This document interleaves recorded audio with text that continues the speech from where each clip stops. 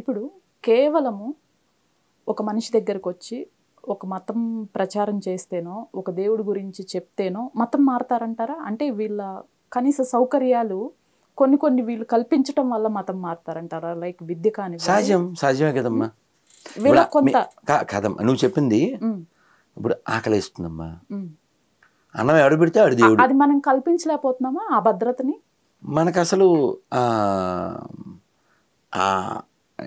ఏమంటారు, అసలు మనం అంటే మతం అనే కాన్సెప్ట్లో మనం ఆ పని చెయ్యం. Right, okay. ప్రతి హ్యూమన్ బీయింగ్ అంతే. మనం అన్నం పెట్టేటప్పుడు వీడు మతం మార్చడం కోసం అన్నం పెట్టడం, మతం మార్చడం కోసం హెల్ప్ చేయడం, ఆ కాన్సెప్ట్ మనకు లేదు. ఇందాక ఎవరో ఒక రైటర్ ఒక ఆవిడ వచ్చారు మార్నింగ్, ఆవిడ ఏదో పోస్ట్ పెట్టిందంట, ఏదో కోవిడ్ టైంలో ఏదో అక్కడ ముస్లిమ్స్ హెల్ప్ చేశారు, హిందువులు బియ్యాలు ఇచ్చారు, ముస్లిమ్స్ ఏవో కూరగాయలు ఇచ్చారు, పాస్టర్ మాత్రం 5 ప్రార్థన చేశారు, ఎవరికి ఉపకారం అని పోస్ట్ పెడితే ఆవిడ మీద రైమని ఎగిరిపోయారంట. పోస్ట్ తీసేస్తావా లేదని. ఆవిడ నిలబడింది, తీయలేదంట. వీడు ప్రార్థన చేస్తే ఎవరికి ఉపకారం అమ్మా? ఇప్పుడు ప్రార్థన వల్ల ఏమైనా ఉపకారం చేస్తే చెప్పమ్మా. కళ్ళజోళ్ళు అని బయటపడేది, కళ్ళజోళ్ళు క్రైస్తవం అవుద్దా? కాబట్టి ఇప్పుడు అడుగుతున్నాను, ఎక్కడ ఏమారుస్తున్నారు గురువారు అంటే వీళ్ళు? అమ్మ ఇప్పుడు నీకు ఆన్సర్ ఇచ్చేసాను నేను.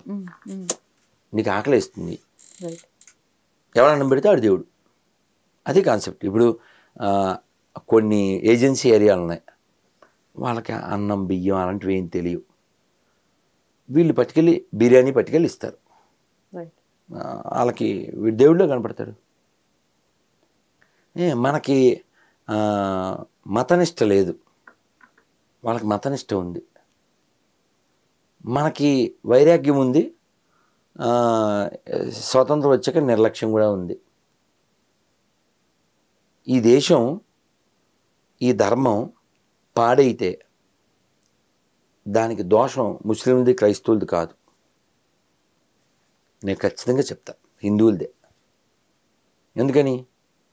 ఎప్పుడో ఒక పెద్ద ఆయన చెప్పారు, ఓ పిల్లవాడికి ఆకలిస్తుంది, తల్లి టీవీ చూస్తుంది, వాడు ఆకలికి ఎదురింటి ఆవిడ స్పందించింది, వాడికి 2 ముద్దులు పెట్టి 4 ముద్దలు పెట్టింది. ఈసారి ఆకలి ఎత్తే ఏమంటాడు? ఆంటీ అంటాడు. ఏంటి అని తీసుకొచ్చి 2 ముద్దలు పెడుతుంది. ఆ ఆంటీయే క్రైస్తవం. నేనేమంటా అంటే, వాళ్ళు వచ్చి నీకు పెట్టాల్సిన పరిస్థితి ఎవరు కల్పించారు? ఇక్కడ ఉండే వాళ్ళ నిర్లక్ష్యమేగా. కాబట్టి ఇంకోటి, వాళ్ళెవరు పోయి బయట వాళ్ళు ఏం కాదు, వాళ్ళకి విషం ఎక్కించడం వలన ఇంత గొప్ప వాళ్ళకి మన వారసులం అనే విషయం తెలియక ఎవడో, నేనేమంటా అంటే, ఒక్క బైబిలు, ఒక్క వ్యక్తి, జీసస్ అని ఒక వ్యక్తి, ఆ వ్యక్తిని వాళ్ళు పైకి తేవడం కోసం మిగిలిన వాళ్ళందరినీ తక్కువ చేసి మాట్లాడతారు. దాన్ని వ్యతిరేకిస్తా. అల్లు సీతారామరాజు నరకానికి వెళ్ళిపోతాడు, మీ తాత మా తాత మీ నాన్న మా నాన్న అంతా నరకానికి వెళ్ళిపోతారు.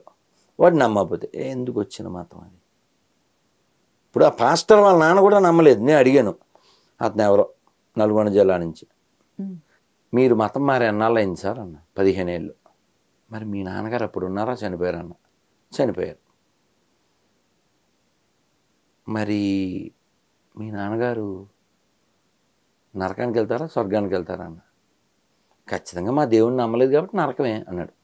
నేను చెప్పాను, నిజమే, నీలాంటి పనికి మనోనికి అన్నాక నరకానికి వెళ్ళాల్సిందే. నిన్ను టీచర్ని చేసి నీకు ఫ్యూచర్ ఇస్తే నువ్వు ఒక రెడిక్యులస్ క్రీచర్లా మాట్లాడుతున్నావు. నీలాంటి పనికి మనోని కన్నందుకు ఆయన ఖచ్చితంగా నరకానికి వెళ్తాడు అని చెప్పి పెట్టేశాడు.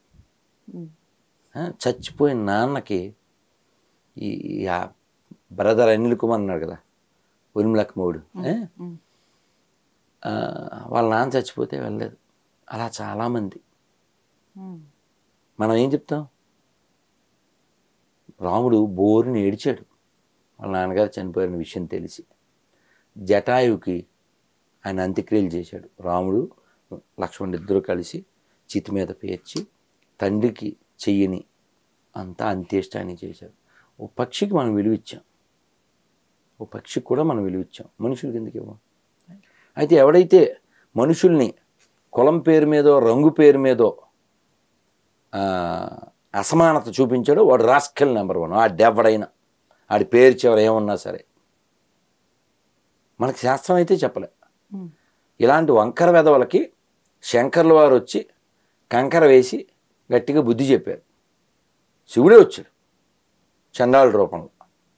తప్పుకో అన్నారు ఆదిశంకర్ల వారు. ఎవరిని అన్నాడు? పంచభూతాత్మైన ఈ శరీరాన్నేనా అన్నాడు. ఆ తర్వాత వచ్చినవాడు శంకరుడని అర్థమైంది. అలాగా అందరిలో శివుడే ఉన్నాడు. ఇప్పుడు మనం ఎవరినైనా దూరం పెట్టాలి అంటే కేవలం వాడు అపరిశుభ్రంగా ఉంటే దూరం పెట్టాలి. అపరిశుభ్రత ఉంటేనే శుభ్రం, అపరిశుభ్రత ఉంటే దూరం పెట్టాలి. వాడు సొంత కొడుకైనా ఇప్పుడు తాగుబోతాడండి, వాడు ఎవడైతే ఏంటంటే తాగుబోతాడే, వాడు ఏ క్యాస్టోడ్ అయితే తాగుబోతాడికి ఏమన్నా క్యాస్ట్ ఉంటుందా? వేస్ట్ ఫీల్ వాడు. అలాగా వాడి గుణాన్ని బట్టి తప్ప పుట్టుకని బట్టి కాదు కాదు కాదు. ఎవడైనా అలా అన్నాడు అనుకోండి పుట్టుక బట్టి, అంటే వాడి శాస్త్రాన్ని పాటించట్లేదు. జన్మనా జాయితే శూద్ర సంస్కారా ద్విజే భవేత్. సంస్కారం వల్ల వాడు ద్విజుడు అవుతాడు. అలా ఎంత వెనక్కి వెళ్ళినా అదే. ఇప్పుడు పోనీ ఈ ఇస్కాన్ సిస్టంలో కూడా చూడండి, ఎంతోమంది సన్యాసులు అయ్యారు. వాళ్ళంతా అమెరికన్స్ కదా, మరి యూరోపియన్స్, సౌత్ ఆఫ్రికన్స్. సౌత్ ఆఫ్రికాలో ఆయన సన్యాసి ఎలా అయ్యాడండి? వాళ్ళు భాగవతం చెప్తుంటే అయ్యో చిచ్చి మనం వేస్ట్ అని అనిపిస్తుంది. అంత బాగా శ్లోకాలు చెప్పి అంత బాగా వాళ్ళు వివరిస్తున్నారు. అలా అంత బాగా ఎదిగారు. కాబట్టి ఆధ్యాత్మికంగా ఎదగడం కోసం ఈ జీవితం తప్ప రంగు మీద, ప్రాంతం మీద, కులం మీద, భాష మీద, వీటి మీద కామెంట్లు చేసుకుని సమయాన్ని వ్యర్థం చేసుకోవడానికి కాదు. చిన్న జీవితం. రాముణ్ణి దేవుడు ఉన్నాడు అని అందరూ ఒప్పుకుంటున్నాం కదమ్మా. కాబట్టి గొడవ ఏముందమ్మా? ఇక్కడ నలుగురు ఉన్నాం, నలుగురు దేవుడు ఉన్నాడని ఒప్పుకుంటున్నాం. మీరేమో రామ అని పిలుస్తారు, నేను కృష్ణ అంటాను, ఆయన అల్లా అంటాడు, ఆయన యేసు అంటాడు. మనకేం ప్రాబ్లం లేదు. మరి వాళ్ళిద్దరి ప్రాబ్లం ఏంటి ఇప్పుడు? మనం ఒప్పుకుంటున్నాంగా, ఈ 2 అక్షరాలు ఆ 2 అక్షరాలు 2 అక్షరాలు 2 అక్షరాలు అని ఓకే. నో, నేను చెప్పిన పేరుతోనే పిలవాలి. అక్కడ ప్రాబ్లం.